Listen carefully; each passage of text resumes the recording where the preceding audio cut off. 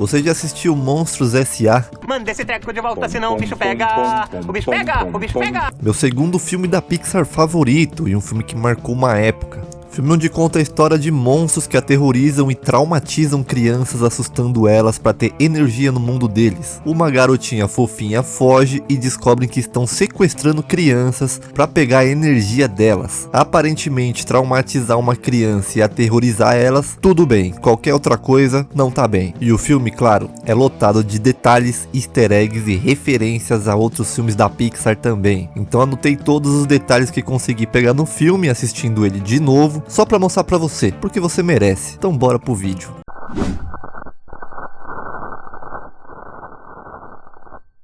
Também vou apontar alguns erros no filme, e um deles é justamente na primeira cena. A gente tá num quarto vendo o molequinho dormir, e olha aí, onde que tá a bola de futebol? Debaixo da cama do moleque. Mais um pouquinho pra frente, depois de toda a cena de suspense ali, a gente vê que o monstro vai assustar o moleque e ele acaba pisando na bola. A bola não tava embaixo da cama, do outro lado. Errinho besta. A gente então descobre que era apenas uma simulação de um estagiário na fábrica dos monstros, S.A. Senhor Billis, não é?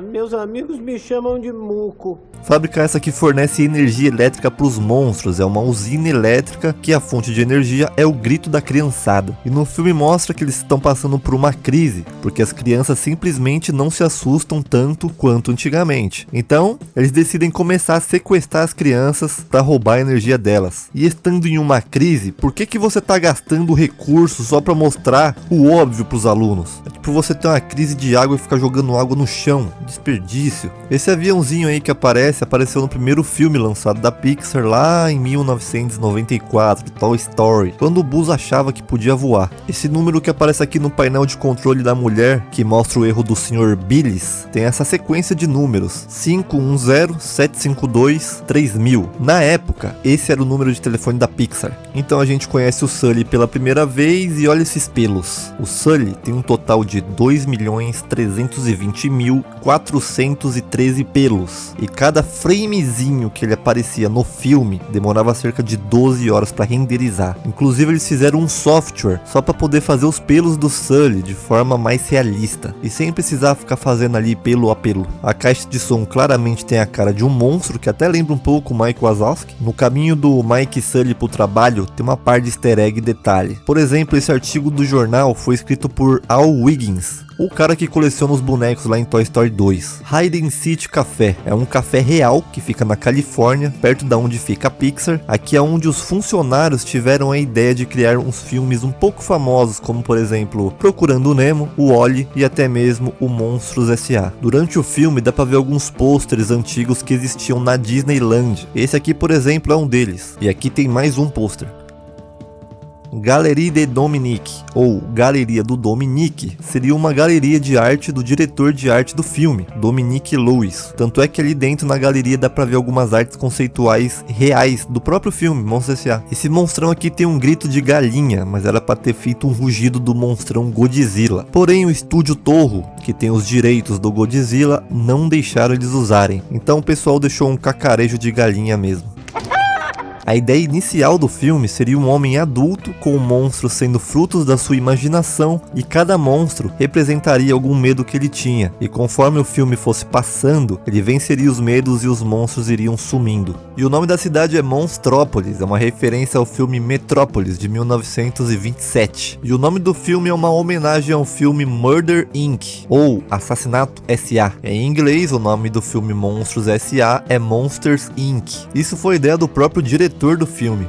Eu fiz reserva pra gente num tal de Harryhausen. Harry Houses, o nome do restaurante aí, nada mais é do que uma referência ao Ray Harryhausen, simplesmente um cara que revolucionou uma época do cinema com efeitos visuais e a sua especialidade, monstros. Quando o Mike Wazowski abre o armário dele, dá pra ver que tem um monte de bilhete pra ele não acabar esquecendo a papelada, e adivinha só, ele esquece. E graças a ele esquecer a papelada, que eles encontram o Abu, e nem o Randall e nem o Waternoose conseguem ficar com ela, tirando toda a energia dela. E consequentemente eles matariam ela e várias outras crianças. Ainda bem que ele esqueceu, né? Então nos é apresentado o Randall. Ceboso. Albert Lozano, diretor de arte do filme. Nesse jornal aqui tem uma referência a Jurassic Park. Lembra do software que eu disse que a Pixar desenvolveu por causa dos pelos do Sully? Então aqui o nome dele é FIST ou Physical Tool. E esse IKT aqui embaixo seria uma ferramenta chamada Inverse Kinematic Tool, também usada na animação da Pixar. Essa entrada dos monstros aí é uma referência ao filme Armageddon, do nosso queridíssimo Bruce Willis. E o Randall se camuflando, e por acaso do destino, o papel de parede é uma referência a Toy Story. Seria ele o monstro do Andy?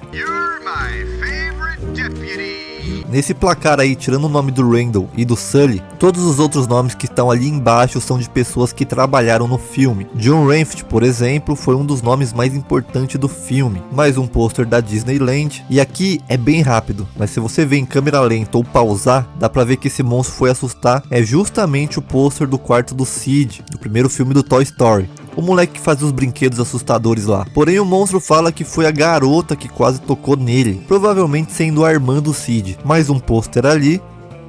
E nessa porta aqui do Randall tem um adesivo, não só nela, algumas outras portas também tem uns adesivos. É o mesmo adesivo usado no programa que o Woody aparece em Toy Story 2. Se eu não tiver uma porta na minha base em 5 segundos, coloco você pessoalmente na trituradora! Essa fala é uma referência ao filme Fargo, que foi o destino do personagem do Steve Buscemi. E a referência aqui é justamente porque quem dubla o Randall em inglês é justamente o Steve Buscemi. Sei que preencheu então a papelada corretamente.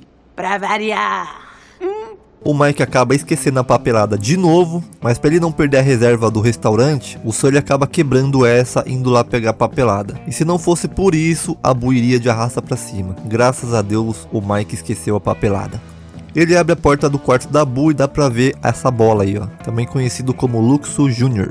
E pela primeira vez vemos a Boo, que não parece ter medo nenhum do Sully, o monstro mais assustador da fábrica. Aí uma curiosidade, a voz dela foi dada por uma menina chamada Mary Gibbs. E era difícil gravar as falas dela porque ela realmente era uma criança. Então os produtores tiveram a genial ideia de colocar um microfone nela e deixar ela brincando enquanto gravava o áudio dela. E falando em nome, o nome completo do Sully é James P. Sullivan. É uma homenagem a Pat Sullivan, animador responsável pela criação do gato Félix. Inicialmente era pra Boo ter 6 anos, mas mudaram e colocaram ela mais jovem, porque isso tornaria ela mais dependente do Sully. Olha um erro aqui, ele guarda as coisas no armário 193, depois a câmera corta e mostra que ele estava guardando no 190. E nessa parte aqui, provavelmente você nunca percebeu, mas repara no som. É uma referência à música do Psicose, um dos maiores clássicos do terror. E a musiquinha aparece justamente quando o Sully dá um gritão de susto. Olha o Nemo aqui. Detalhe que o filme não tinha sido lançado ainda nessa época, mas as produções pro filme já tinham começado. E o polvo aqui provavelmente cortou um tentáculo dele sem querer. Aí geralmente o polvo tem 8 pernas, tentáculos. Esse aqui só tem 6. É uma referência ao filme de 1955, O Monstro do Mar Revolto, que contava com o trabalho de Ray Harryhausen, o mesmo nome do restaurante aqui. Na época do filme, lá em 1955, eles colocaram com 6 tentáculos por causa do baixo orçamento do filme. Os funcionários gritando quando alguém chega no restaurante é um detalhe que poucos pegaram. No Japão, alguns estabelecimentos falam exatamente isso quando alguém entra pela porta. Essa caixota de comida japonesa aparece em Vida de Inseto, Ratatouille e Divertidamente. Essa descontaminação aí, com uma bolha verde, no filme original seria uma explosão de fogo mesmo. Até foi animada, tava no filme final. Porém, 2 meses antes do filme ser lançado, aconteceu o trágico 11 de setembro. Então, rapidamente, eles tiveram que mudar isso até o lançamento do filme. Inicialmente era pro Sully, ao invés de ter perna, esses pelos, ele teria tentáculos no lugar das pernas. O que eu acho que seria bizarro, ainda bem que eles não colocaram. E o Mike não teria braços, apenas pernas. E aqui tem um erro, dá pra ver que quando o Mike pega o ursinho da Boo e ela começa a chorar, tem um quadro pendurado na parede ali atrás. Quando o Sully vai tentar acalmar ela, dando o ursinho de volta pra ela, o quadro simplesmente some. O Sully colocando alguns pingos de ouro no chão pra atrair a Boo pro quarto, e ela vindo comendo, é uma referência ao filme ET, o Extraterrestre. Olha o desenho da Boo aqui bem rápido, tá escrito Mary. Seria esse o nome real da Boo ou apenas um easter egg com o nome da menininha que dublou ela, Mary Gibbs? Ó, o quadro voltou. Olha a bolsa que o Sully guardou a Boo antes, ela tá queimada. Lembra que eu te falei sobre ter uma explosão com fogo antes? Pois é, o Mike jogando esse pauzinho aí, tentando atrair a Boo e jogando dentro do quarto, é uma referência a Jurassic Park. Recursos inumanos ali em cima, eles indo pra fábrica tentando devolver ela pra casa dela, acabam descobrindo que o Randall tá por trás de algo e Sully acaba perdendo a Boo. Então essa cena é criada. Ela inteirinha é uma referência ao desenho da Looney Tunes chamado Alimentando o Gatinho, de 1952. Ah, e lembram do código 2319? 2319! Nós temos um 2319! É por causa de duas palavras, White Sock, que significa meia branca. Agora, se você pegar a letra número 23 do alfabeto, é o W, e o número 19 é o S. Seriam as iniciais de White Sock, e pode ver que ela é realmente uma meia branca. E o nome de Mike Wazowski é uma homenagem ao pai de Frank Oz, Mike Osnowitz. Caso você não conheça, Frank Oz é um dos caras que deu a vida aos Muppets e à Vila Sésamo. Essa foi uma das cenas mais horríveis que eu já assisti quando era criança. Pensar que o Mike quase foi sugado. Eles iriam fazer isso não só com a Boo, mas com todas as crianças humanas possíveis, só pra ter energia e não deixar a empresa falir. Não, não, não, não, não. Referência a Karate Kid. Então, um dos nossos primeiros plot twists da nossa vida. O Waternoose também é o vilão. Ele acaba exilando o Sully e o Mike e ficando com a Boo. Então a gente conhece o abominável Homem das Neves, ou o amigável Homem das Neves. Adorável Homem das Neves, ou o agradável Homem das Neves, só pra variar. E ele que acaba ajudando os dois, acaba soltando que tem uma vila com crianças ali perto, o que acaba literalmente salvando eles. Acho legal também como eles usaram as teorias de monstros que supostamente já foram avistados por seres humanos na vida real, como o monstro do Lago Ness, o abominável Homem das Neves e o Pé Grande, como se eles realmente existissem e aparecessem pros humanos porque eles foram banidos do mundo dos monstros. O do Lago Ness, Pé Grande, Abominável Homem das Neves, todos têm algo em comum. O abominável Homem das Neves fala que seria 3 dias de caminhada até a vila, mas o Sully só dá uma escorregada ali no gelo e em 2 minutos ele consegue chegar na vila. Eu diria que essa cena é uma referência ao Homem Sem Sombra. Lilo e Stitch? Essa aqui é uma referência ao Rei Leão, a cena que o Scar tá lutando com o Simba.